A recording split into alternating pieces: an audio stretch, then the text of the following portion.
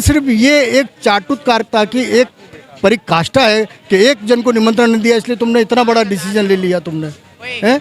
ये गलत चीज़ है। इसका पूरे देश में इतना प्रभाव पड़ेगा कि जो आपके कांग्रेस के एमएलए हैं, विधायक हैं, सांसद हैं, यानी कि जो भी आपके छोटे से कार्यकर्ता भी है, आज गांव में, मोहल्लों में, शहरों में क्या मुंह लेके जाएंगे, क्या वोट मांगेंगे? वो तो अब उनके मुंह से श्री राम भी नहीं निकलेगा। जनता के बीच में क्या कहेंगे जाके? वो कांग्रेस के विधायक कह पाएंगे जय श्री राम? 85% हिंदू हैं, 15% के लिए आप इतना बड़ा बलिदान मत दीजिए। ओके नहीं, ये बीजेपी का कार्यक्रम है, ये उस आरएसएस का कार्यक्रम, ये आपकी मानसिकता सोच है, आप उसको कभी उभर नहीं पाओगे। और इसी मानसिकता सोच ने आपको 400 से 40 पे लाके बैठा दिया है। और जो ये हरकत आप कर रहे हो, हमें लग रहा है कि 40 से अब 4 पे ना आ जाओ आप। 2024 में तो क्या होगा कुछ कह नहीं सकते हैं अभी। ये जो इतनी जो वेव चली है ना, जो 400 प्लस की जो वेव है, आप करंट। सर सबसे पहले आपका नाम जानना चाहेंगे। मेरा नाम जितेंद्र सिंह है। कहाँ से हैं सर? मैं अहमदाबाद से। वाह, बहुत रोचक है सर। अभी आपने देखा और सुना भी कि कांग्रेस ने रामलला के प्राण प्रतिष्ठा में जाने से इनकार कर दिया है। आपको क्या लगता सर? कांग्रेस ने जो प्राण प्रतिष्ठा में जाने के लिए मना किया है, उसका एक ही कारण है। आज सोनिया जी को निमंत्रण दिया है, वो किसी पद पे इसलिए दिया है। खड़गे जी को दिया है, राष्ट्रीय अध्यक्ष है। अधीर रंजन चौधरी हैं, वो लोकसभा के अंदर प्रतिपक्ष के नेता हैं। राहुल गांधी को निमंत्रण क्यों दिया जाए? सवाल ये है पूरी पार्टी के अंदर, उनको किस हैसियत से निमंत्रण दिया जाए? वो तो मात्र सांसद है ना, बाकी तो और कांग्रेस के सांसद हैं, वो उन्हीं में से एक निमून है। मात्र सिर्फ ये एक चाटुकारिता की एक परिकाष्ठा है कि एक जन को निमंत्रण नहीं दिया इसलिए तुमने इतना बड़ा डिसीजन ले लिया तुमने, हैं? ये गलत चीज़ है। इसका पूरे देश में इतना प्रभाव पड़ेगा कि जो आपके कांग्रेस के एमएलए हैं, विधायक हैं, सांसद हैं, यानी कि जो भी आपके छोटे से कार्यकर्ता भी है, आज गांव में, मोहल्लों में, शहरों में क्या मुंह लेके जाएंगे, क्या वोट मांगेंगे? वो तो अब उनके मुंह से श्री राम भी नहीं निकलेगा। जनता के बीच में क्या कहेंगे जाके? वो कांग्रेस के विधायक कह पाएंगे जय श्री राम? हैं? 85% हिंदू हैं, 15% के लिए आप इतना बड़ा बलिदान मत दीजिए। तो इतना आत्मघाती कदम ये कैसे उठा रहे? मैं कहा ना, एक 57 साल के आदमी जो आज राष्ट्रीय अध्यक्ष हैं, और एक 87 साल के राष्ट्रीय अध्यक्ष 57 साल के लिए इतना बड़ा कांग्रेस को बलिदान चढ़ा रहे हैं। आप राष्ट्रीय अध्यक्ष हो ना कांग्रेस के, आप इंडिपेंडेंट डिसीजन लीजिए ना।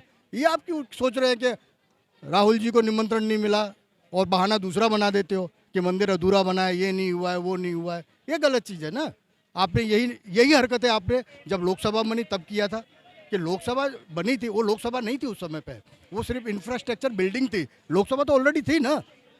आपने वही हरकतें, वही बेवकूफ़ी करके राष्ट्रपति को बुला। अरे भाई, कैसे बुला सकता है उसके अंदर? वो लोकसभा बिल्डिंग नहीं थी, वो सिर्फ ओनली फॉर एक बिल्डिंग इंफ्रास्ट्रक्चर था। लोकसभा, देश में झंडा एक होता है, लोकसभा 2 कैसे हो जाएगी? झंडा 2 है क्या? एक ही है ना, तो लोकसभा 2 कैसे हो जाती? आज लोकसभा में पहला सत्र, अगर उस बिल्डिंग में अगर पहला सत्र बुला लिया होता तो वो लोकसभा घोषित थी। वो जिस दिन पहला सत्र बनाया उसी दिन से उसको संविधान भवन घोषित कर दिया कि नहीं कर दिया पुरानी लोकसभा को? उसी तरह मंदिर है, प्राण प्रतिष्ठा होगी, अब उसको बनने में अगर और भी उसमें काफ़ी उसमें इम्प्रूव होने वाला है तो ये नहीं होता है ना। आज एक जो मंदिर है, जो प्राण प्रतिष्ठा का जो जगह है, स्थल है, वो कंप्लीट हो चुका है, उसका होगा, कर रहे हैं वो लोग। अब तुम ये इसको कहो कि नहीं ये बीजेपी का कार्यक्रम है, ये उस आरएसएस का कार्यक्रम, ये आपकी मानसिकता सोच है, आप उसको कभी उभर नहीं पाओगे। और इसी मानसिकता सोच ने आपको 400 से 40 पे लाके बैठा दिया है। और जो ये हरकत आप कर रहे हो, हमें लग रहा है कि 40 से अब 4 पे ना आ जाओ आप लोग। ये अब तो 3 राज्यों में इनकी सरकारें सिमट गई हैं। अब इस फैसले के बाद तो लगता है कि ये भी राज्य इनके हाथ से जा सकते हैं। आप देख लीजिए आने वाले समय के अंदर 2024 में तो क्या होगा कुछ कह नहीं सकते हैं अभी।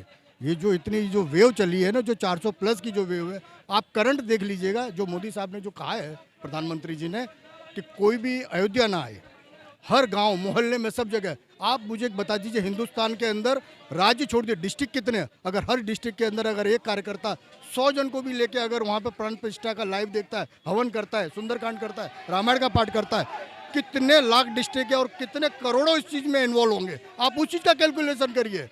साहब ने जो 400 का आंकड़ा दिया है, ऐसे हवा में नहीं फेंका है वो चीज़ को। उसके पीछे यही चीज़ है कि आप कितने आदमी को इससे अटैच कर पाते हो और कितना आदमी इससे प्रभावित होता है। आपने तो प्रभावित कर दिया, हम नहीं जा रहे हैं, हो गए तुमने तो वहीं अपना पैर पे कुल्हाड़ी नहीं गिरी, आपने धम्म जैसे कुल्हाड़ी पे पैर मार दिया आपने। तो ये एक चमचागिरी की एक परिकाष्ठा होती है, वो मत करिए। अकेले राहुल गांधी के चक्कर में पूरी कांग्रेस बर्बाद हो गई, पूरी कांग्रेस। बर्बाद करने के लिए कोई बाहर से कोई नहीं आया था, ये बर्बाद करने के लिए यही बाहर गए थे। बाहर से कोई नहीं आया, पाकिस्तान से कि अफगानिस्तान से, बांग्लादेश से कांग्रेस को बर्बाद करने कोई नहीं आया, यही गए थे बाहर बर्बाद करने के लिए। और हिंदुस्तान देखता है, अब वो जमाने चले गए जब आदमी जहाँ कहते थे अंगूठा लगा देता था। अब हिंदुस्तान जाग चुका है, पब्लिक जाग चुकी है। आज की तारीख का 85 साल का बुजुर्ग भी वोट डालता है तो कहता है कि हम 20 साल पहले जो वोट डालते थे और आज के वोट डालने में हमें क्या मिल रहा है, हमें रिप्लेसमेंट क्या मिल रहा है, वो उनको दिख रहा है। युवा को तो चलो ठीक है, युवा है, उनको तो अभी नया नया सब दिख रहा है। जो बुजुर्गों ने 70 साल तक वोट डाला है ना, उन्हें अब दिख रहा है, फ़र्क लग रहा है कि हमने 70 साल हमने देश को पीछे कर दिया। नेता तो खा रहे हैं, बेईमानी कर रहे हैं। अब उन बुजुर्गों को लगता है कि हमसे ये भूल हुई, लेकिन अब उस भूल का पश्चाताप हो रहा है और सुधर रहा है देश। कांग्रेस को लगता है कि भारत जोड़ो यात्रा और अब न्याय यात्रा से कांग्रेस बहुत मजबूत हो जाएगी राहुल गांधी के नेतृत्व में। आपको क्या लगता है? पहले अपनी पार्टी में न्याय कर लेना, पहले आप अपनी पार्टी में न्याय कर लो। आपकी पार्टी से कितने 2014 से लेकर आज तक देख लो, कितने आपके सांसद, एमएलए, एमपी, प्रधान, सरपंच कितने छोड़ के चले गए, कितने नहीं छोड़ के, अनगिनत छोड़ के गए। पहले आप अपनी पार्टी में न्याय कर लो, जनता की न्याय की छोड़ो। जनता की न्याय के लिए यहाँ कानून व्यवस्था है, संविधान है, सब कुछ है और न्यायपालिका अपना काम कर रही है, उसके लिए आप चिंता मत करिए। आप जनता की आपने जो यात्रा निकाली पहले, उसका क्या रिजल्ट निकला? नफरत की दुकान, प्यार मोहब्बत की दुकान, ये दुकान वो दुकान।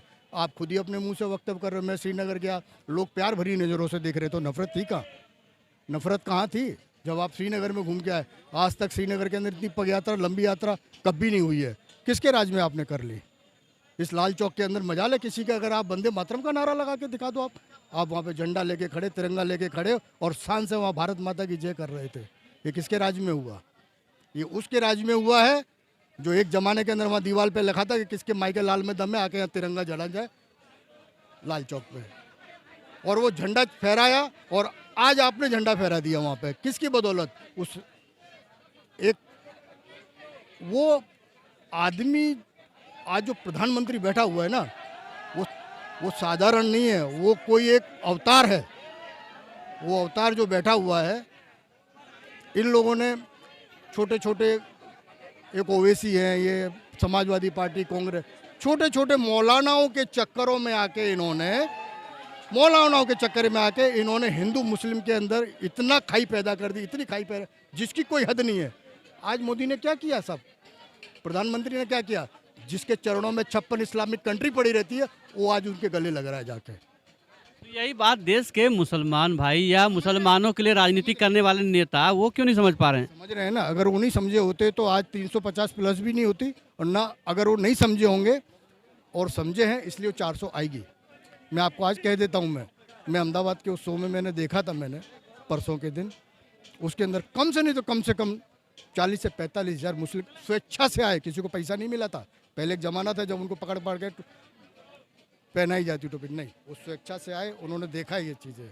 मतलब ये है कि ये नफरत की दुकान कांग्रेस फैला रही है, राहुल गांधी फैला रहे हैं, और प्यार और मोहब्बत की दुकान सही मायने में तो बीजेपी चला रही है, मोदी जी चला रहे हैं। नहीं, मोदी जी प्यार मोहब्बत की दुकान नहीं चला रहे हैं। हम उसको ये नहीं कह सकते कि वो प्यार मोहब्बत की दुकान चला रहे हैं, नहीं। वो एक देश के अंदर आज तक मोदी जी ने कभी कहा है? एक मुझे वक्तव्य बता दो कि ये मुस्लिम के लिए, हिंदू के लिए, सिख के लिए, कभी नहीं कहा है उन्होंने।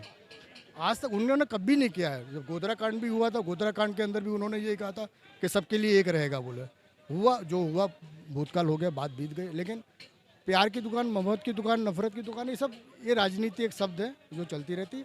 उन्होंने आज तक कभी ये नहीं कहा है कि भाई कोई भी योजना हो, कुछ भी हो जो धरातल पे आती है, कभी ये थोड़ी कहा है कि ना पूरे देश के अंदर किसी को, मुख्यमंत्री को आदेश दिया है कि भाई ये यहाँ मेरी सरकार नहीं है तो यहाँ ये योजना नहीं लागू होगी, यहाँ सरकार नहीं, यहाँ योजना राजनीति है। राजनीति के लिए सब अपना अपना व्यक्त तो करते रखते, रोजी रोटी चलती रहती, चलनी चाहिए।